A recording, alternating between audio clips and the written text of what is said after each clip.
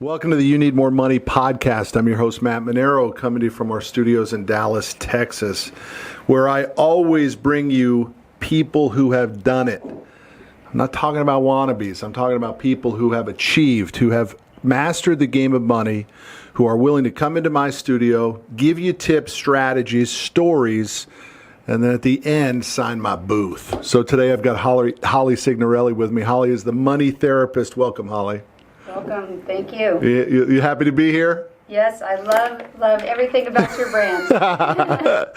Thanks a lot. I appreciate that very much. I mean, we know each other through Bethany, and that's how we became friends. But I love your hard driving approach towards money too. I mean, it's a really no BS mindset, right?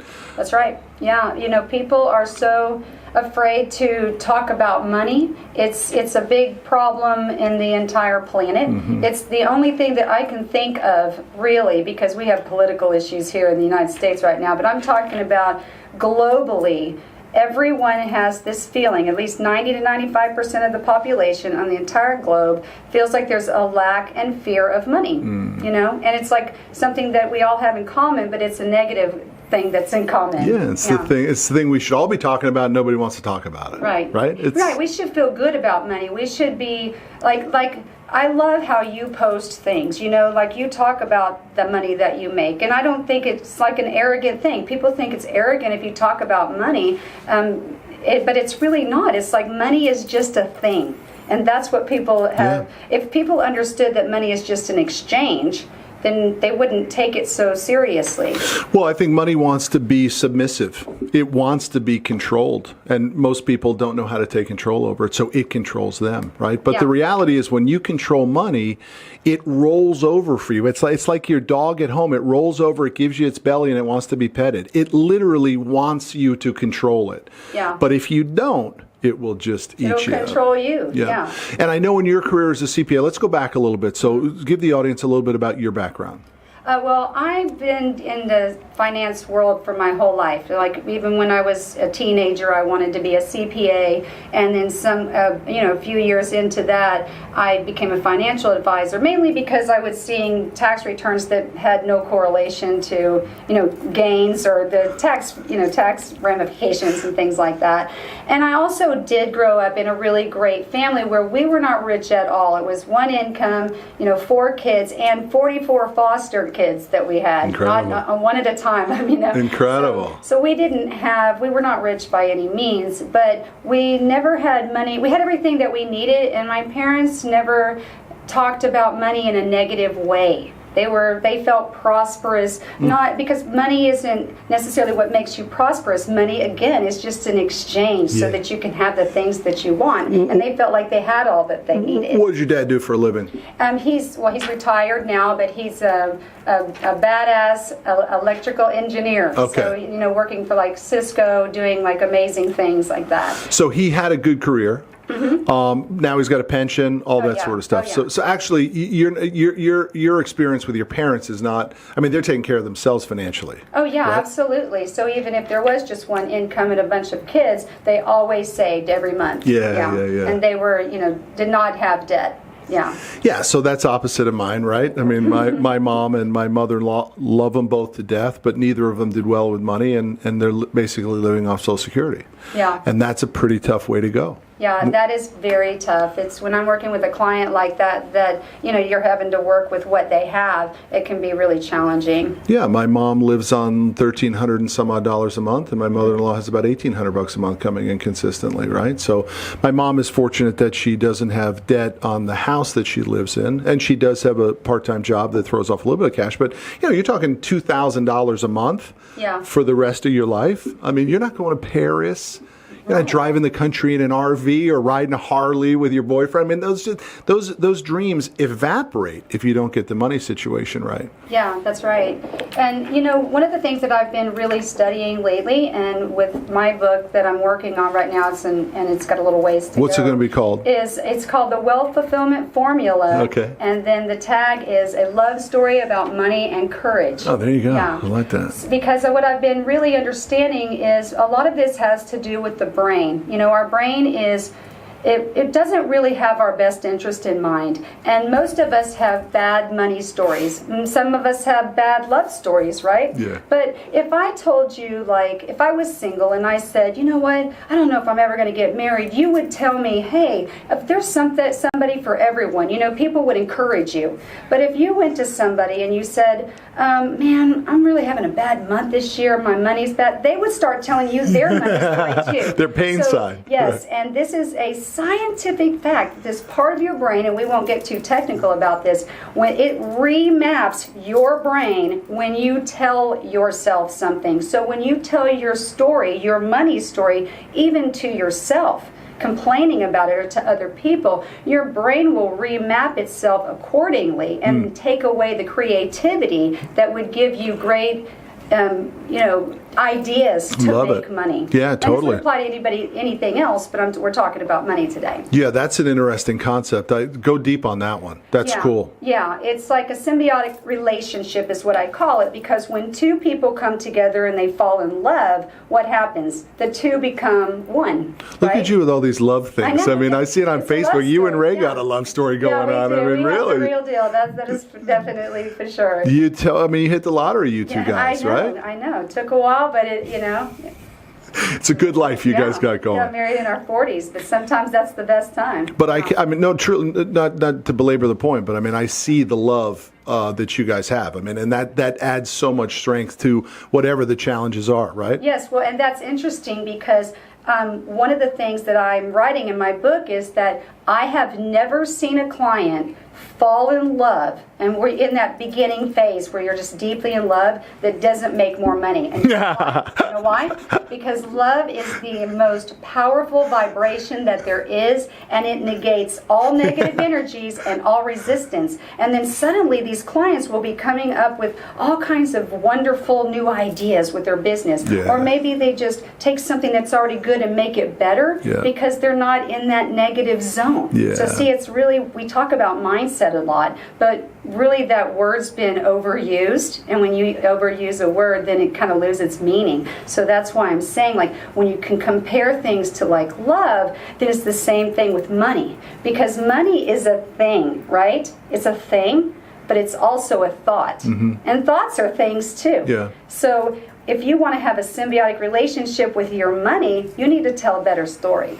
I love that. It's an emotional connection too, right? And Absolutely. most of us, 99% of us, have a terrible emotional connection. Whether our parents told us that we can't afford it, or we had failures and we lost it, and Or so you're we end up greedy just if you make a lot of money. Yeah. And maybe the baloney. billionaires have it right. Maybe they really understand the formula. Of course But, they hey, do. The money is just a thing. Yes. It's nothing to be afraid of. It's completely available, but you have to use your creativity and, of course, your hard work too. So I think what interests me to have you on the podcast is that you've seen so many different customers as a CPA and as a financial planner. Yeah. And so how much money do people have? Do people have enough money?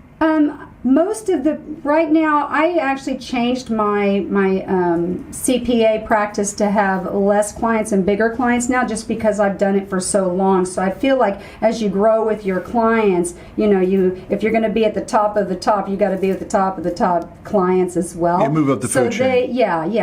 So, and then I still take on some smaller clients too.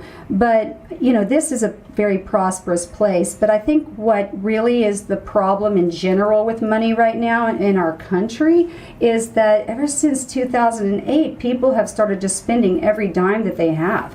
I remember you telling me that once before. Yeah. It's an interesting concept. Holly thinks that we got so contracted in 08 and 09, and so many people did what they were supposed to do, which was shut down that spending and get close to what was important, that in 11, 12, we just started going crazy again, right? Where it was a pent-up demand to spend. That's right. It was like a spending starvation, and it turned into a spending spree. Yeah. And, so most of my clients, like 90% of them are a financial client too, so they're saving, obviously. But I'm just saying, in general, there's a lot of people that they're afraid to save because somebody's going to take it away from them.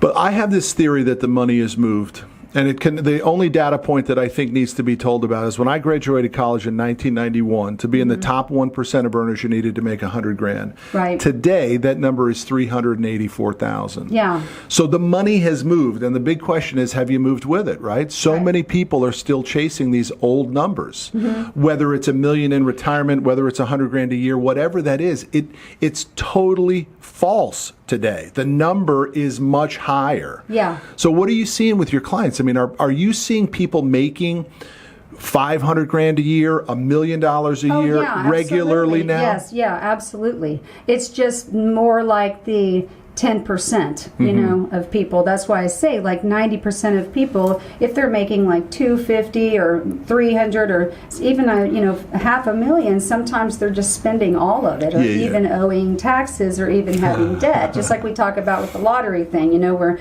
people get a lot of money and then they spend all of it and they end up broke within 3 to 5 years.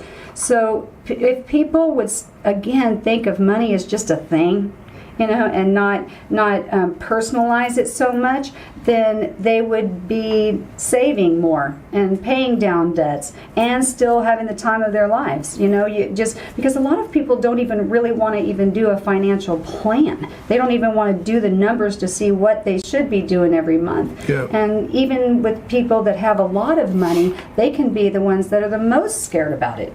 Absolutely. And they're afraid of, I know a billionaire whose primary concern is, can he do it twice, right?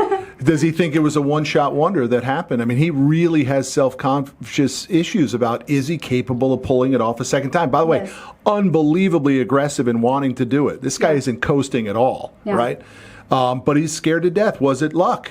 Or could he actually do it again? I get that a lot too when somebody has a banner year, because it's like they'll be like, well, I'm not going to be able to do that next year. And I'm like, what do you mean? I love You just did it. Why wouldn't you do it again? It was a fluke. I'm not worthy of this amount of income. It's a fluke. I went through it too. If the bar's been set, it's been set. Yeah. There's no going under that bar, But it happened to me too. It's exactly how my mindset was. And we did a 3-year strategic plan a number of years ago, and I brought in the number one guy in our industry to help me with it. Yeah. The best of the best. And I remember the conversation like it was yesterday. We were in our old office and we owned the office building, and I thought that was an important thing. Everyone told me, you're going to make the money when you sell your business is made in the real estate because the company. I think that was such small-minded thinking on my part.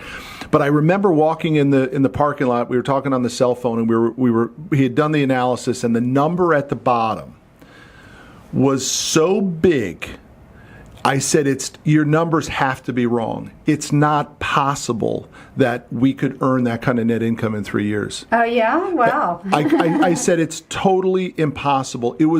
I'm not kidding here, and this is a weakness that I had at that time, which was I just didn't understand scale. And I never dreamt big enough. And so that number, that 7-figure number, was so impossible for me to get my hands around. I questioned his data. And he gave me one of the best pieces of advice. He said, you're looking at the wrong component of the spreadsheet. You're looking at the bottom. The bottom is just math. What you need to look at is the middle. Can you execute on the middle of the spreadsheet, right? I love that. The rev growth, the expense contraction, the hiring, the executive management team, the marketing component. Can you do that?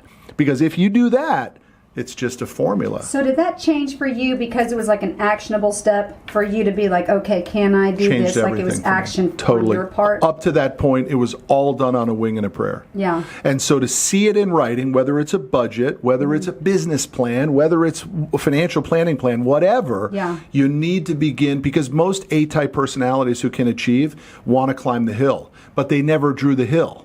Right? So we don't know what we're climbing. We're just doing it every day. And when I saw that, I just attacked it with vengeance, and we did it in 18 months instead of 3 years. Oh, wow. And that was an amazing thing. But again, back to your point, when it happened, I absolutely said, is this sustainable? Yeah. Right? Yeah. And it was. And of course, it set the new bar. Yeah. And then competitiveness and A-type personality kicks back in again, and now you want to go higher, right? Yeah, exactly. So it was, it's a key experience. One last thing that I don't think people really understand, but the math is pretty straightforward. If you put away $2,000 a month at a 6% rate of return, in 21 years you have $1 million. Yeah. So when people think of it like that, can you put away $2,000? Yeah, most people are making enough money where they could sock away $2,000. Right. Put it in the right tool, get 6%, and in 21 years you have $1 million. So you could start at 40 in your 60s, you're okay. Start at 50 in your 70s, okay. But what if I don't want to work till I was fine? So in your 60s, you got $400,000 or $500,000, and you got nothing right now. Right. Just get started. Now max it, go to 3,000 or 4,000. Watch that 21 years contract. Yeah, and I think it's good to use a smaller number percentage, like you said, by like 6%, because that makes it just a little bit more comfortable for people. Like they may be looking for an 8 to 10%, and then there's these like this year, where you get 20%, but then they also know it's going to go down. So it's kind of like if you can do a plan that makes sense to people, then the more the better. If they make a higher percent, then that's good. But like you said, then it's attainable, because that's when people when they're not looking at the numbers or just the bottom line like you were doing, then they're like, oh, do I want to put this money in, or could I wait? And totally. People in general will just put off anything if they can. And then don't we then start to look for the home run, right? And I did this too. I started to save all this money, have it as liquid powder. I would say, oh, I got this huge thing, I'm ready to pounce, right? Yeah. Well, but you may not have the opportunity to get 12 or 15 or 20%. So sometimes getting 6 as secure money, not hard to get 6. You can get 6 a lot of places. Would you agree with that? You're a financial planner. Yeah, Would you agree with that? Of course. So you don't even have to be that smart or connected to get your hands on 6% annual returns. Yeah. I mean, you can find it in a lot of different places. You Yeah. put it in an index fund and probably get it no problem, Exactly, right? yeah. You don't need much skill to do that. But we wait for this home run because we know we're behind. That's right. And, if we talked before, I mean, my brother-in-law died 2 years ago, and he used to always say, I know I'm behind, but I'm going to make up for it. I know I'm behind, but I'll make up for it. Right. And he didn't have the chance. He died at 46 Yeah. with nothing. So you don't always know whether you can make up for it. So my point is, get some money put aside. I've done this in my own world too. Get some safe money. Put it aside. Like for my wife, for example, she's a security freak, right? I mean, she just wants to know that everything is going to be okay. Everything's good, yeah. Right. And so what I was able to do is I was able to put away enough money in totally secure investments to throw off enough passive income for her that she's okay forever. Yeah. Right? And that made her feel great when I did that. By the way, it made me feel good too. Didn't think it was ever going to happen. Made it happen. And now I say, I get all the rest to get rich. Right? I took care of you. Now the rest is mine. Now let me see what I can do with it. Right? Yeah, yeah. But, everybody gets crazy about this home run idea that something is going to come across their desk that they're going to hit, and it's just, they're going to buy the beachfront property and then it's going to explode. And they never end up buying the beachfront property. Well, exactly, because again, if you don't have any savings or you don't have any kind of a plan, because even if your plan, that you're not even putting enough for your plan, if you don't have that, then what do you have? You have stress. Yeah. And you're either talking about it, sharing your money story about that, or it's just hanging over your head. So again, you can't be creative to come up with new ways to make money. That's a big takeaway for me today, though, is really you're trusting in the energy, almost the energy of the surrounding, right? Yeah. My buddy Rick Sapio says, trust in the energy of the universe and you'll be okay. And that's a little bit far-fetched, but it's worked for him. Well, I think because he probably is an actionable person, right? So what I always tell people, like with my formulas, is like the mindset part and the emotion and understanding what you're telling your brain, and your brain starts taking over for you. Those are things that you have to kind of get out of the way to begin with, right? And you need to know what your gifts are. And a lot of people don't feel comfortable even talking about their gifts. And everybody has gifts, so you should be okay talking about it, and then you need to incorporate that into what you do, which is probably what you do and why you're so successful. You got to have a plan. How do you not be successful if you're doing something that is a gift? Yeah. You got to have a plan, though. Yeah, and you have to have actionable steps. Your actions have to be in alignment with your goals. So are your actions in alignment with what you're trying to do with your money? Totally. But I think what you're talking about on this emotional thing, isn't it a little easier for a woman to connect with that than a man? I mean, isn't it easier for a woman to trust energy and feelings where a man just says he's got to push the rock every day? This is a good subject. I love this subject because we all have a masculine and feminine energies, right? So you're a man, you have feminine energies, but that doesn't make you feminine, right? Easy.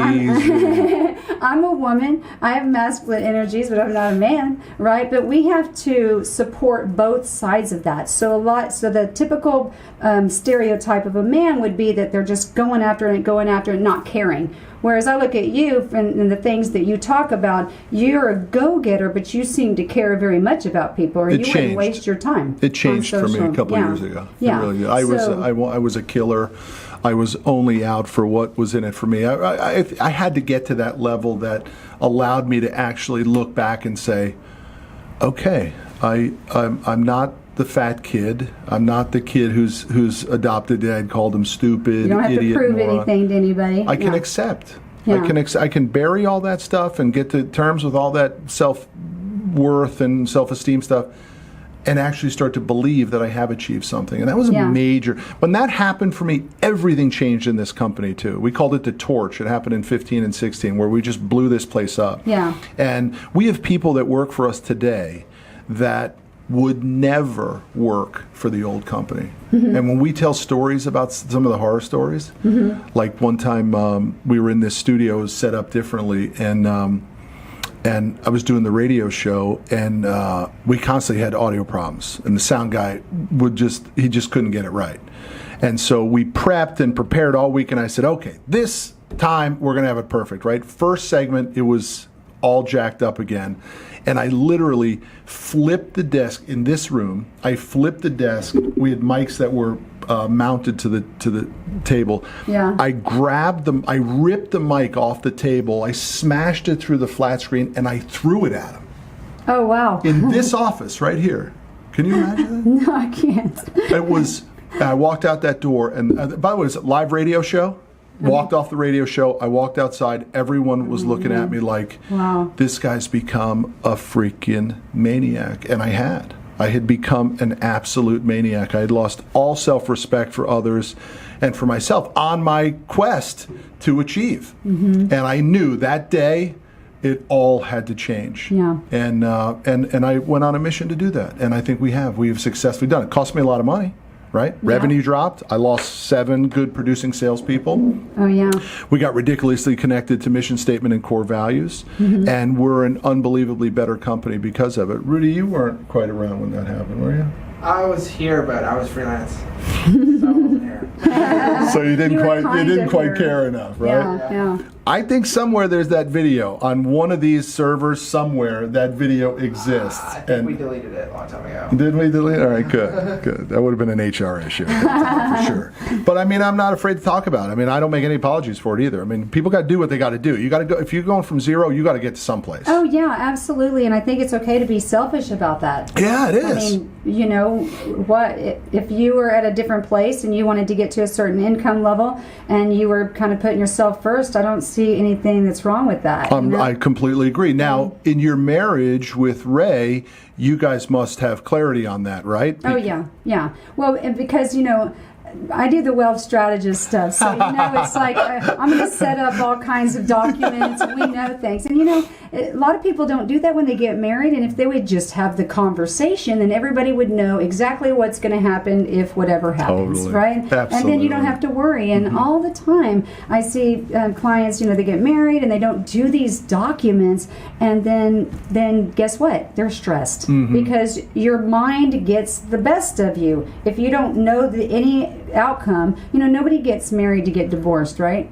And so, but if you don't talk about the subject, that's like saying that you'll never fire somebody, or that something's not ever going to happen. So, or that you'll have a fight, it's like you just got to know what's going on with the money, and then you don't have to worry about it, because all the time when clients don't do that, then they are worried about it all the time. Yeah, for us in this company, the biggest change we made was setting very clear expectations, right? What are your performance expectations? What does your job description look like? Because before, it was so emotional. When somebody would do something wrong, I would just flip my lid, and so now it's very clear. Have you met the objective? What can I do to help you? Yeah. Right? Hey, you still didn't meet it. What can I do to help you? Right. Hey, you didn't meet it. Time to go. Yeah. Right? Yeah. Coach them up, coach them out. Yeah, I'm like that too. I will invest time to, help people that I know that are very teachable. Yeah. And Right, you're going to need to see because- something on the other side. Yeah, because if I've done this for 26 years, so you learn so much during those years, especially when it comes to money, right? So just from experience, so you got to share that with people that are working for you. Yeah. Because they're not going to know all that stuff if they haven't been around as long. Well, in your business, you got to be careful of the cobbler's kids has no shoes, right? I mean, you can't have people in your office that don't have some money structure set up. Oh, yeah. So let's talk about a couple takeaways for the audience, particularly as it comes to making more money. So you give one, I'll give one, you give one, I'll give one. See if we can't get 5 or 6 tips for the audience. So guy or gal starting from zero. I mean, they're just getting going in their career. They're 25 years old. They have no savings because they've just never made any real money yet. Rule number 1 they should adhere to be able to make more money. Okay. One of the things is, my sister, for example, they're teachers, and they put like $50 a month into a college plan for my niece. And now my niece is going to college, and that, I don't want to give anybody's personal information, but in other words, let me tell you, that $50 a month from the time that kid was born is putting her in college now. Yeah. It's amazing. Like, if you think that $50 isn't enough, or 25, it is. Because here's the deal. When you're taking action, just like I was saying, action in alignment with your goals, you want savings, you're in your 20s, or you don't have anything, or you're starting over, just show yourself that you're serious. And then, I don't care if it's $1. Do something to put that money over, because if you can put that over first, like when you get your paycheck, or depending if you have a business, and it's just $10, you're not going to miss that $10. Yep. And then it'll be 50, and then it'll be 100, and then it'll be 200, and then you're going to see that money growing, and even if it's just a savings account for now. It does add up over time. Yeah, and it makes you feel good, and then you're like, oh man, this was easy. I'm going to do more. I'm going to do more, and then again, your creativity can help you come up with better ideas to make money. So I'm going to dovetail on that for tip 2 then. What I would say to that same person is, whatever that number is that you can put aside, make it as big as you can. Don't make it a little number. Make it a real number. It must go into a separate account, whether it's your company retirement account, maybe they match, amazing. If not, no problem. Yeah. And it needs to go into a separate account that I call the reserve account, that is a untouchable account. In Right. other words, you have to make it extremely difficult. It can't be a second account at Wells Fargo where your primary account is, because when you need the money on Saturday night, you'll go to that and you'll take it out. Just transfer it nowadays. You Just transfer it right out. on. You need to make it really difficult. So it has to be a different bank, and it has to be maybe even an online account that has no debit card connected to it and no check writing. You literally have to make a request from the online bank to have it transferred. Yeah. It just makes it that much more difficult. Yeah. So how about a third tip? So those are 2 already. Now let's move up the food chain. You got someone in their late 30s. They got a house now. They got the 2 cars.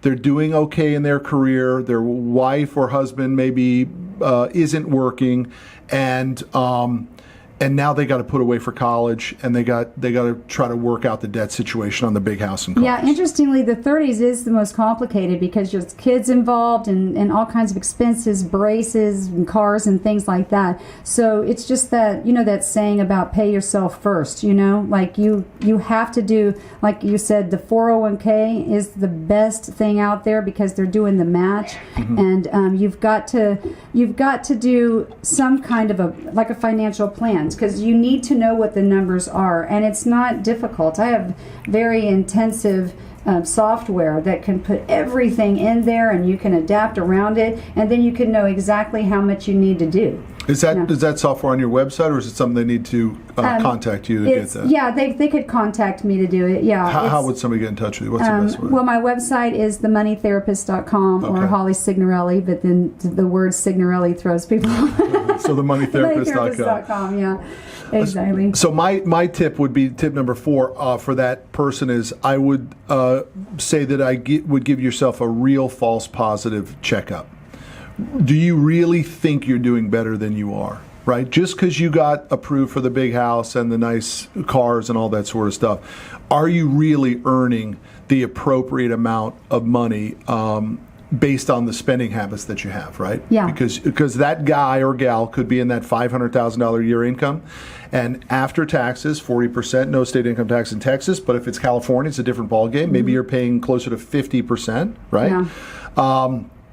And now your house payment could be 10 grand all in, right? Just payment, utilities, all Yeah. that sort of stuff. Well, guess what? I mean, you don't have that much. If you're buying $2,000 purses for Christmas and Jimmy Choos and all that sort of stuff, you can burn it fast. Yeah.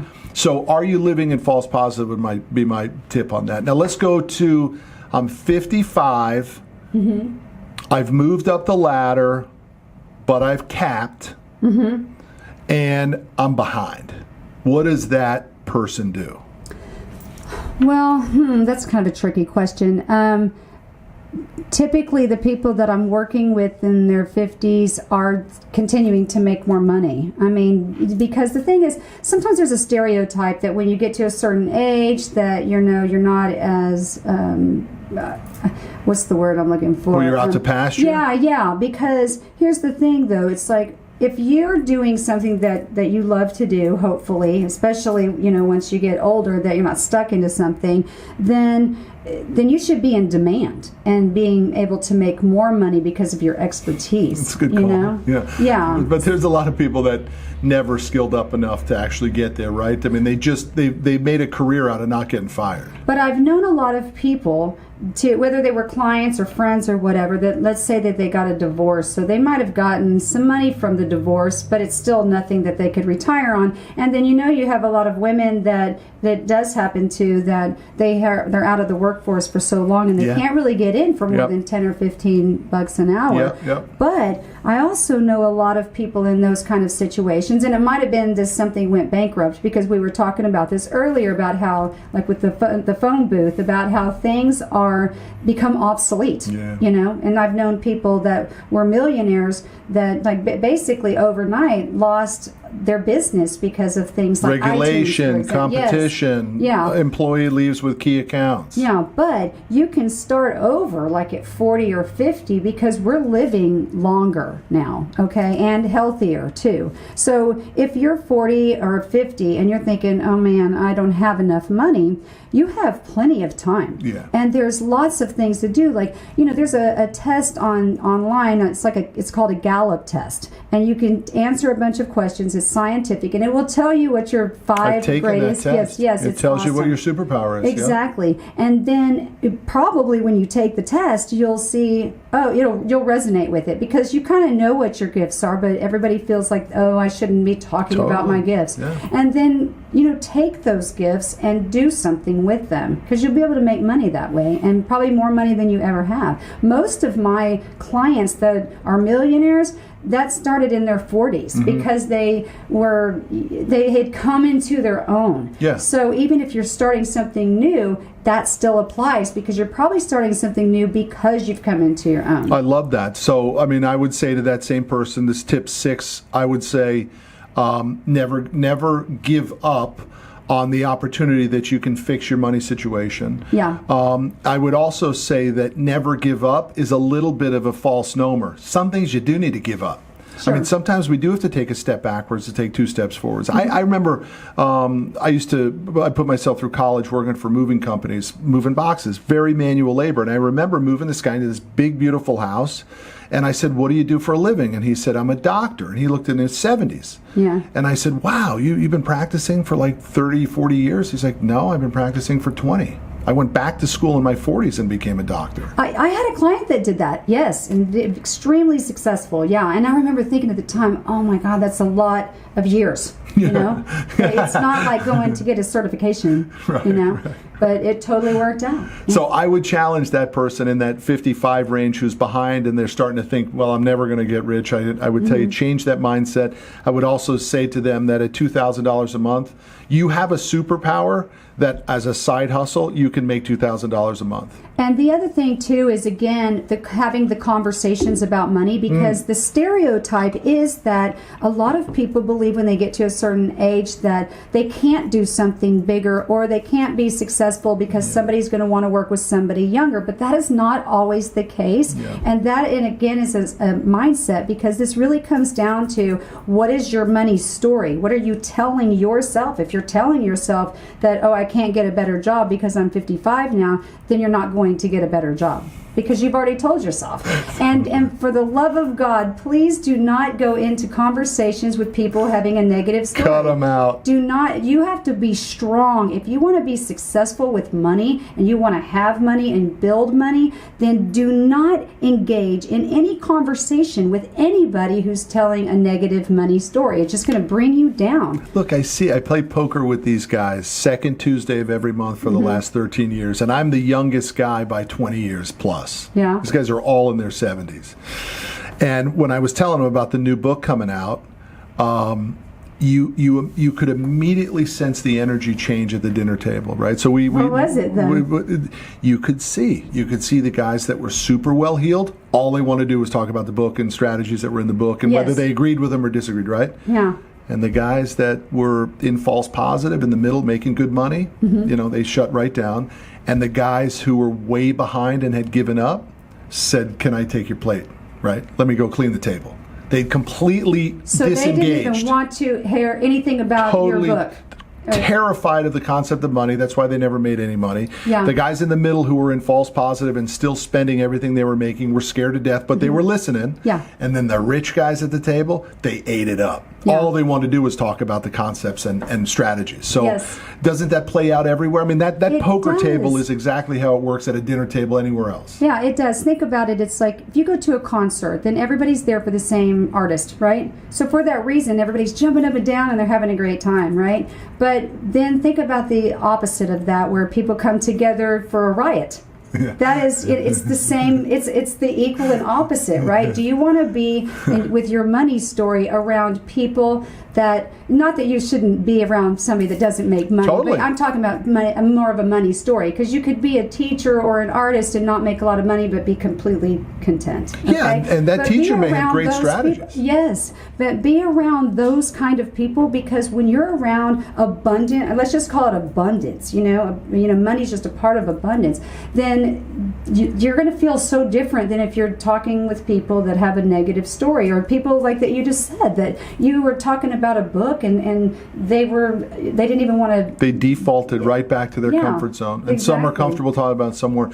But I mean, that's how it all plays out. That, and I don't believe that happens overnight. You got to train your brain Yes. to get comfortable in all those different categories. And most people, I mean, I suppose a good takeaway for today too is that you do have to spend some time looking inside. Yeah. And what is your superpower? What are you good at? How are you comfortable? How are you not comfortable? And then you got to put a plan in place. Right. I mean, every successful person did not wing it. Yeah, exactly. It's really important there too, because we're talking about mindset, but we're also talking about action and looking at your numbers and not being afraid of it. Don't be afraid to open up the bank account, and see what's going on. What about in your practice? Have you seen people who are like, I don't need to work hard because I'm going to inherit it. As soon as my old man croaks, I'm going to get his money, so I don't need to find my superpower and do any of that. I just need to hang on long enough till the old man bites it. I rarely see that. I do know clients that have inheritance coming, but they work hard and they save money,